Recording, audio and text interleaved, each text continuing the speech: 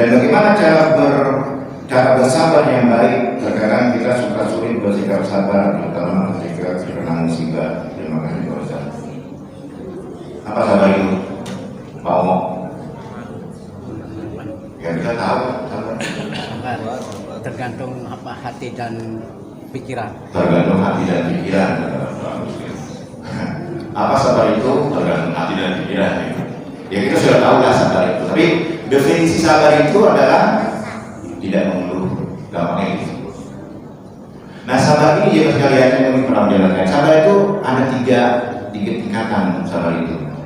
Ada orang yang sabar ketika terkena musibah. Itu kalau sabar terkena musibah, mungkin hampir semua kita bisa merasakan semua tuh. Ada yang meninggal. Wa nabluwannakum bisyai'in minal khaufi wal ju'. Minal khauf ada khawatir, takut, kayak orang-orang Palestina itu kan takut tuh, sabar dia. Wal khauf wal ju', lapar, miskin, kurang, nggak punya harta, nggak punya uang, itu takut juga kita khawatir. Wa naqsin minal amwal wal anfus, miskin, wal anfus kehilangan harta, kebakaran, motornya kecurian, ya katanya, rumahnya kemalingan, alhamdulillah.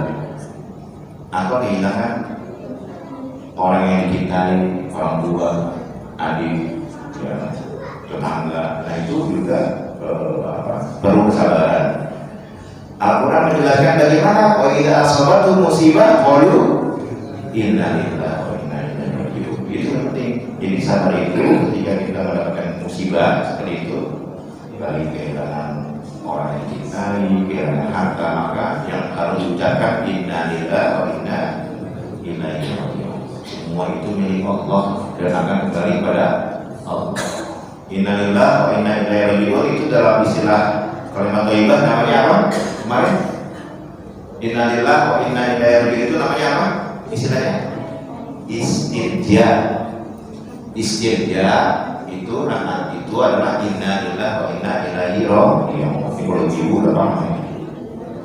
Kalau takbir Allahu Akbar. Kalau basmalah Bismillahirrahmanirrahim. Kalau hamdalah alhamdulillah. Kalau hauqalah la haula. Itu.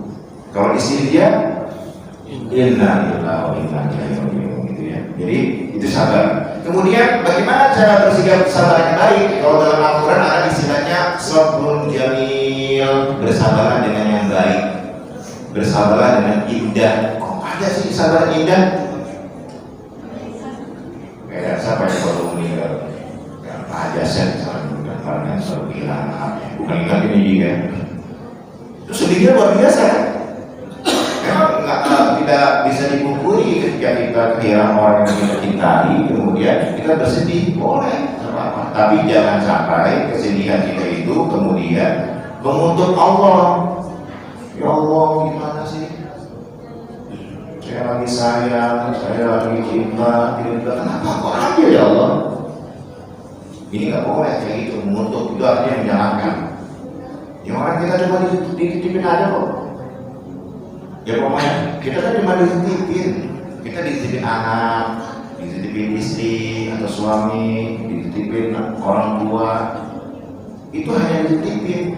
Maka kalau kita terkena musibah kehilangan orang yang dititipin itu, udah inna lillahi wa inna ilaihi raji'un sambil berkata ya Allah terima kasih Engkau telah menitipkan anak itu kepadaku dan aku telah memelihara titipan-titipanmu dengan baik. Itu yang penting ketika misalnya suami atau istri kita meninggal, kita merasa sudah bersikap baik merawat titipannya. Jadi sabar itu memang sulit ya, karena sabar itu apa? Jadi kalau orang sufi ngomong gini, bagaimana cara menyikapi sabar? Sabar itu harusnya seperti kita menunggu azan maghrib yang pasti akan datang. Jadi sabar Pak, sabar itu kalau kita bersabar nanti hasilnya pasti happy ending. Apa happy ending? Kebahagiaan. Jadi kalau kita bisa sabar, akhirnya pasti kebahagiaan kalau kita bersabar dengan baik. Sama seperti kita bersabar menunggu waktu maghrib ketika puasa Pak. Kan dari pagi kita sudah puasa, siang, waduh panas, lapar, asar mulai lapar, tapi kita sabar. Pas setengah 6 menjelang maghrib, wah hati udah senang. Dikit lagi akan buka sana. Kalau kita menjalani kehidupan ini dengan sabar, hasil akhirnya pasti happy ending. Dan sabar itu pahalanya tanpa batas. Allah yang akan menentukan pahalanya. Wabashshiris sabirin, dan berilah kabar kepada orang-orang yang sabar, karena akan diberikan kabar gembira asal menjalani dengan baik, tidak mengutuk Allah. Nanti nggak boleh nih, kalau kita mengutuk Allah nggak boleh nih. Nah itu sabar ketika terkena musibah. Ayo anak, ayo.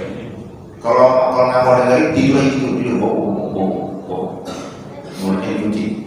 Bawa tidur nanti dibangun kalau selesai. Yang kedua, sabar. Tadi yang pertama apa? Sabar apa? Terkena musibah. Kemudian yang kedua, sabar ketika beribadah. Ketika beribadah, kita alhamdulillah pakai ini nggak pulang, sholat subuh, enak-enak sholat subuh di rumah tidur lagi ya. Habis sahur gitu enak nih. Habis sahur, sholat di rumah tidur lagi. Tapi kita bersabar untuk ke masjid melakukan kali masjid.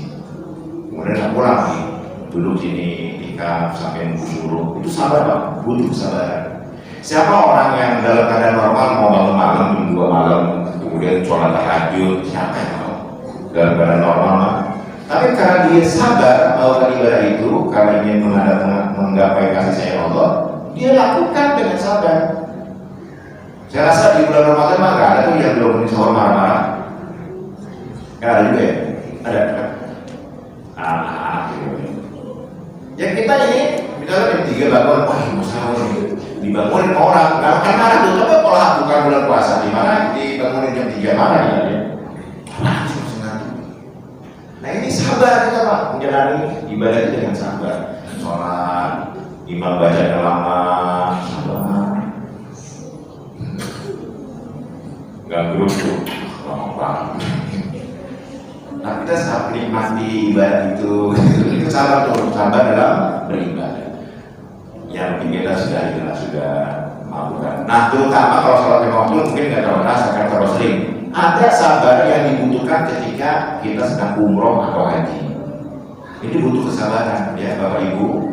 Kalau ada yang mau haji atau ada yang mau umroh gitu, itu butuh kesabaran. Kenapa? Karena harus apa? Harus berurusan dengan orang lain. Yang orang lain itu tidak tahu apa kebiasaan kita. Kalau orang lain bisa selesai, ngerti orang. Tapi kalau orang Afrika, orang Bangladesh, sama dia apa? Gitu. Karena dia nggak ngerti budaya kita. Di Indonesia, kalau misalnya bapak lagi hidup begini, ada orang mengisi, palanya dipegang, gitu kan? Misi gitu. Mana gak kita ini? Oh mana? Karena dia malah di fitrah ini kan gitu ngomongnya.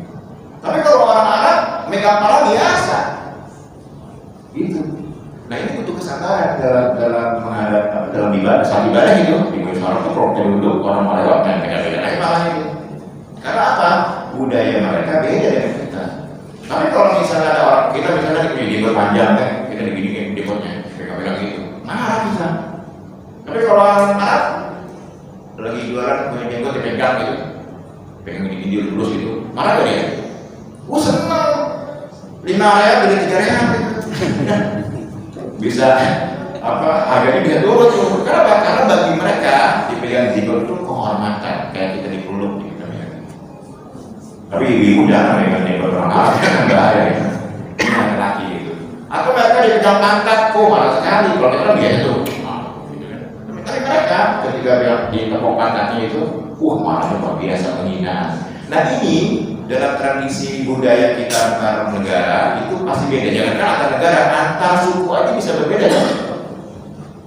Berbeda. Ada yang bahasanya kasar. Kalau orang Sunda tuh kan, kalau Sunda Jawa tuh ada levelnya kan. Aing, kalau orang Sunda kasar kan? Kasar. Tapi bagi karena orang-orang yang pergaulan biasa, Bapak nggak mungkin mau sama orang tua, Pak, lu mau apa? lu gitu. Oh, ayo Pak, bagi gua dulu dong Pak. Kayaknya itu dalam ketika orang apa Indonesia antara anak dengan orang tua ngomong lu gua tuh dalam banyak suku, walaupun ada suku yang biasa seperti itu kesopan. Ya. Tapi di bule orang barat sana manggil orang tuanya nama. Mau sih manggil ayahnya nama ayah. Kalau orang bule sedikit lah dia manggil Dedi dikit. Cenderung manggilnya nama.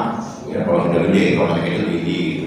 Pak, Ma, gitu. Mami, Papi. Tapi kalau udah gede mau manggilnya nama tuh.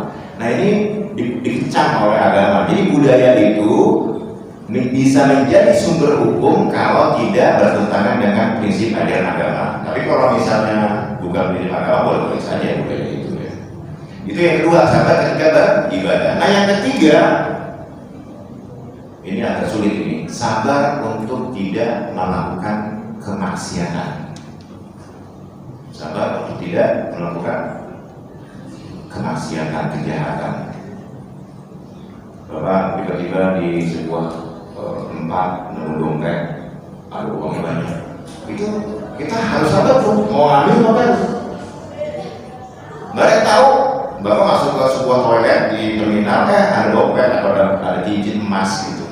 Itu jarang, mungkin sedikit orang yang bisa bersikap jujur menahan dirinya untuk tidak mengambil barang itu karena untuk sabar melakukan kemaksiatan itu levelnya tinggi.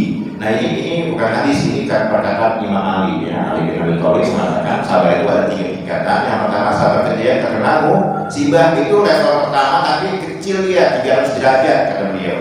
Orang yang sabar karena musibah diangkat derajatnya menjadi 300 derajat. Kalau dia sabar melakukan ibadah maka 600 derajat. Kalau sabar tidak melakukan kemaksiatan diangkat derajatnya sampai dengan 900, 300, 600, 900. Berarti kan bayangkan sabar ketika tidak melakukan maksiat. Susah Pak ya, seperti anak remaja sedang puber, kadang-kadang dengan lawan jenisnya, itu sabar untuk tidak melakukan kemaksiatan ya, untuk remaja itu. Baik, itu mungkin itu ya jawaban saya ketika bagaimana cara menghadapi atau bersikap sabar dengan baik.